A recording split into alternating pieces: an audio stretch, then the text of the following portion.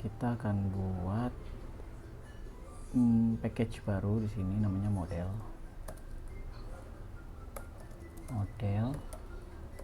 atau entity ya. Oke, lalu kita buat file baru di dalamnya dengan nama todo dia class. Nah, todo ini itu harus sama persis dengan parameter yang kolom-kolom yang ada di sini. Jadi di todo ini kita akan buat entity, di mana entity ini merepresentasikan tabel di MySQL kita. Pertama kita buat kita panggil di entity annotation, selanjutnya kita panggil annotation table, lalu kita beri name, nama tabelnya sesuai yang ada di sini ya, todos. Oke.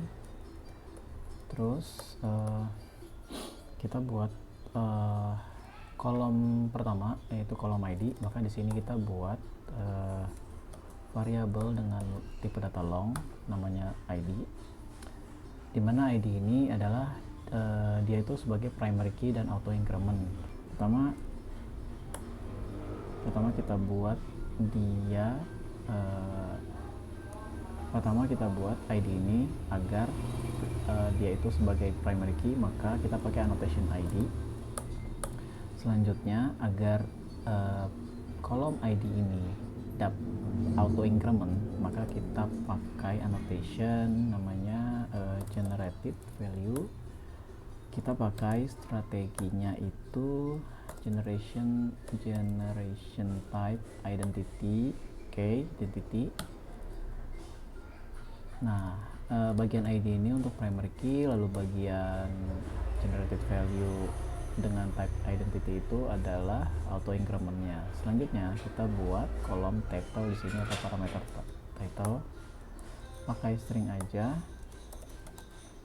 Nah, di sini ada keterangan bahwa si title ini tidak boleh null, maka kita pasang di sini annotation column, lalu kita put nullable itu false, berarti nullable-nya false, maksudnya tidak boleh kosong. Oke, selanjutnya kita buat kolom dengan nama description, kita pakai string aja. Lalu kalau string ini nggak ada keterangan not null, jadi kita cukup menulisnya dengan seperti ini. Selanjutnya kita buat parameter status private string status.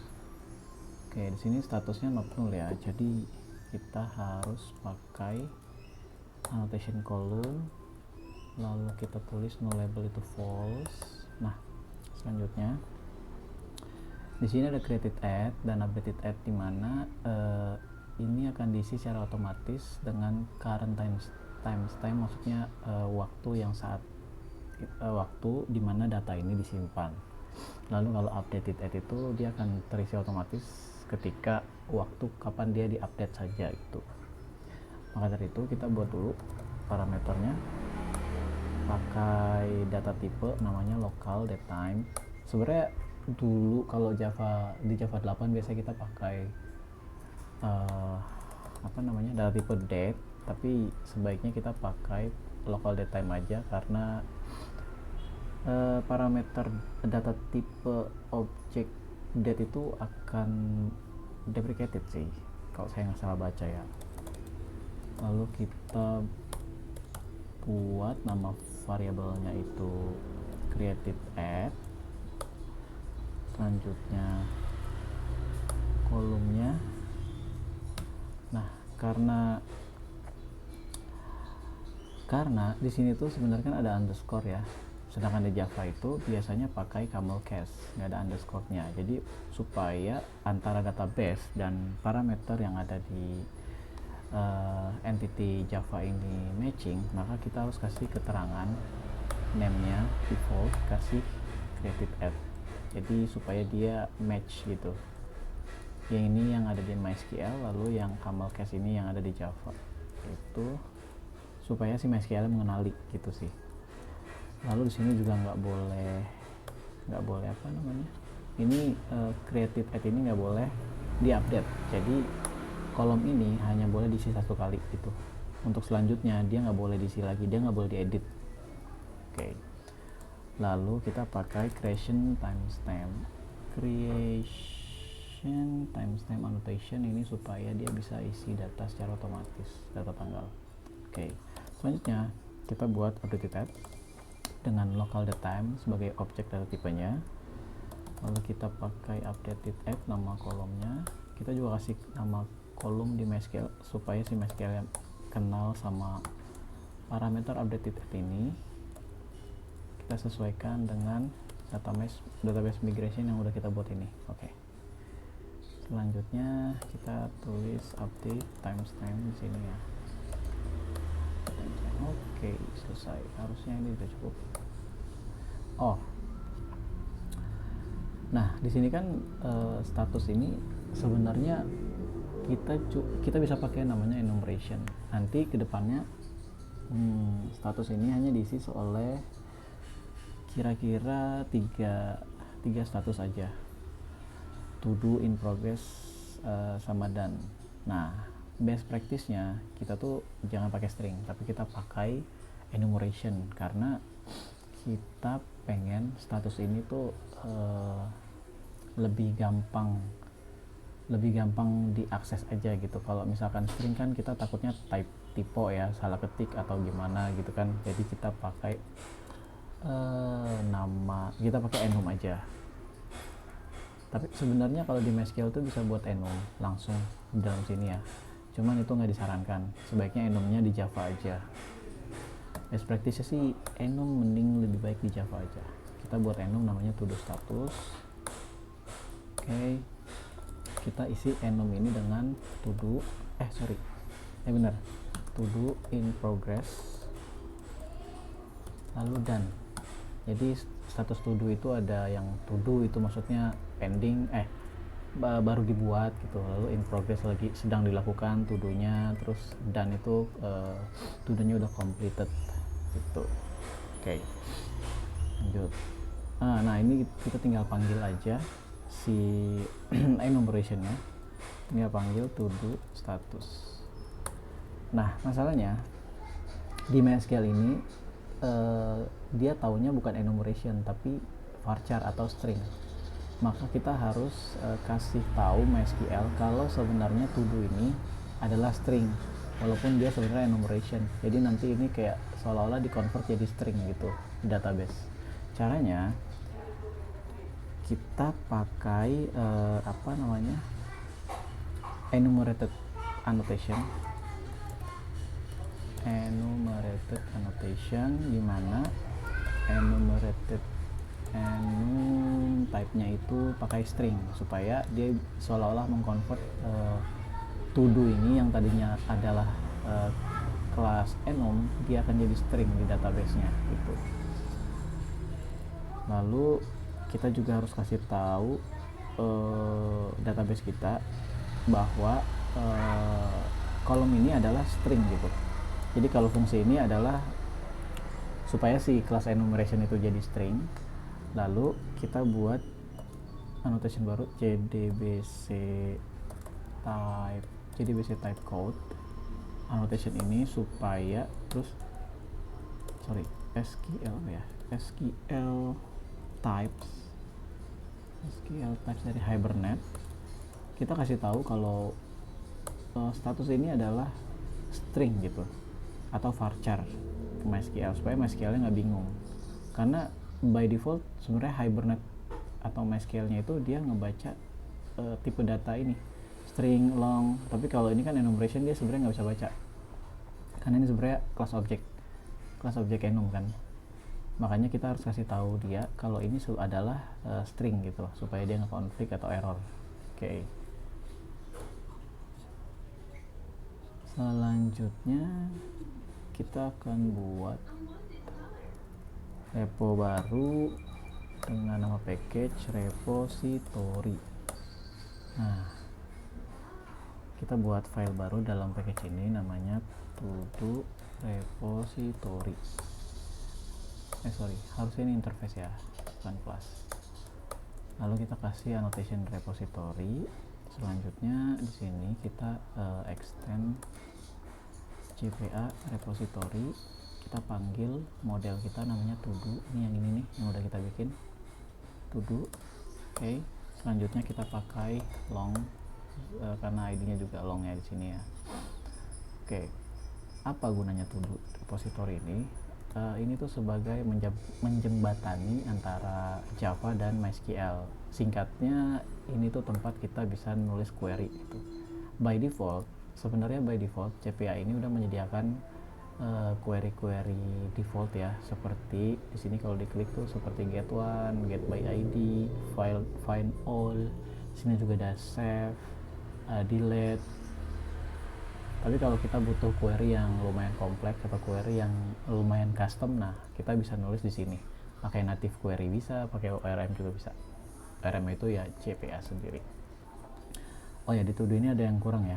Sebenarnya di sini butuh namanya konstruktor dan setter getter. Kalau misalkan kita mau buat konstruktor itu tinggal pencet, kalau di MacBook itu tinggal pencet Ctrl Enter ya. Atau apa ya, kalau di sini klik kanan ya kayaknya ya, tuh generate. Oke, tapi saya biasanya Ctrl Enter aja biar cepet. Ctrl Enter, kita pilih yang konstruktor dulu, yang select none aja, jadi kosongan gitu, konstruktor yang kosong. Lalu kita buat kita panggil setter getternya untuk di generate. Ini command O aja, command A supaya kita blok semuanya, lalu oke gitu. Nah, cuman kita kan dari awal udah pakai Lombok ya. Kita udah pakai dependensi Lombok. Nah, ini Lombok. Nah, Lombok ini membantu untuk kita tuh bisa menghilangkan boilerplate. Jadi kita nggak usah tuh buat coding sepanjang ini gitu ya. Kita tinggal pakai Lombok aja. Atau bisa nih, atau langsung gini, getter. Terus di sini aja setter. Annotation getter setter, jadi ini bisa dihapus.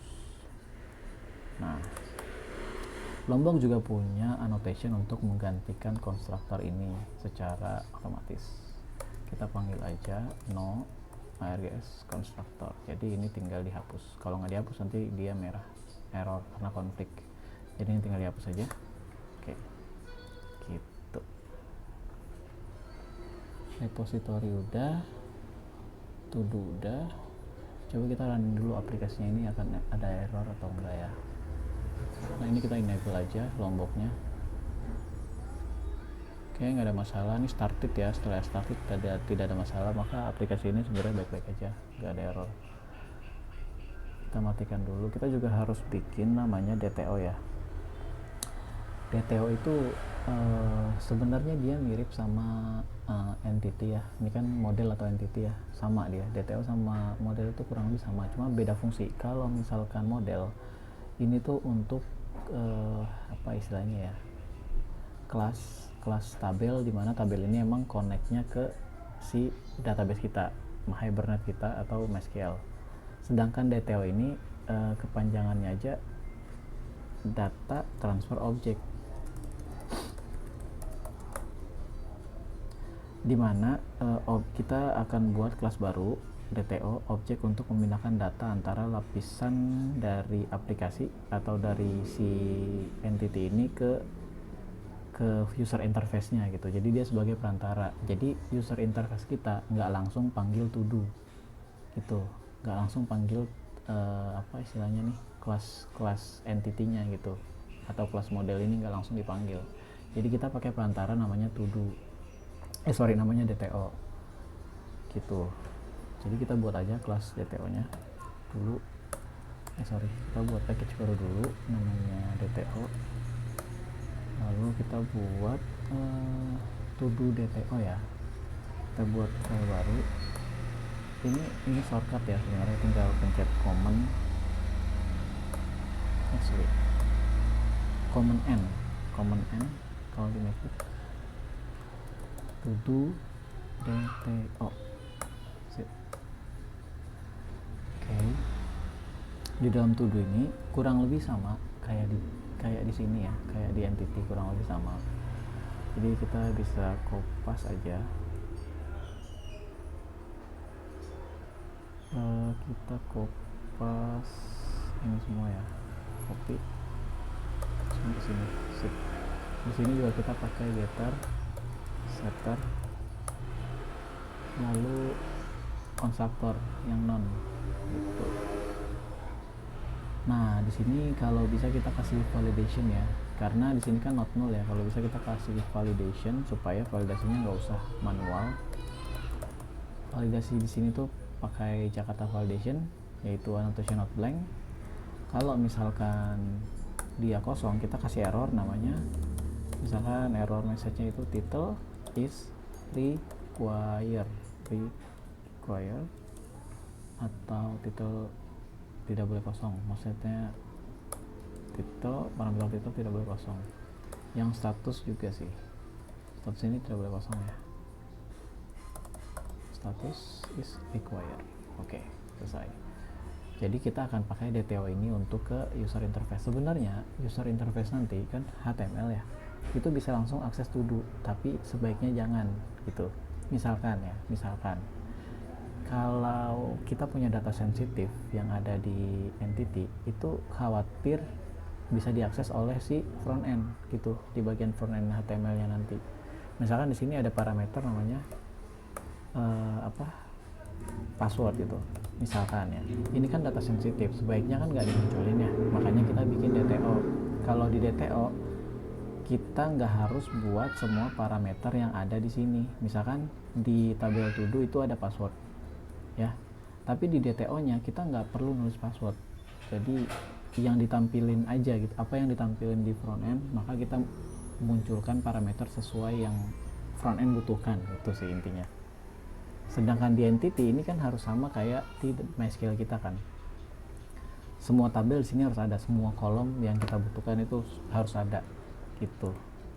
Sedangkan yang di to-do DTO, apa yang dimunculkan di front end itu yang di provide di sini. Jadi kita bisa menghilangkan kolom-kolom yang kita tuh nggak pengen front end tahu gitu. Contohnya gitu ya. Oke, sampai di sini harusnya kita coba running dulu, ada error atau enggak. Oke, aman.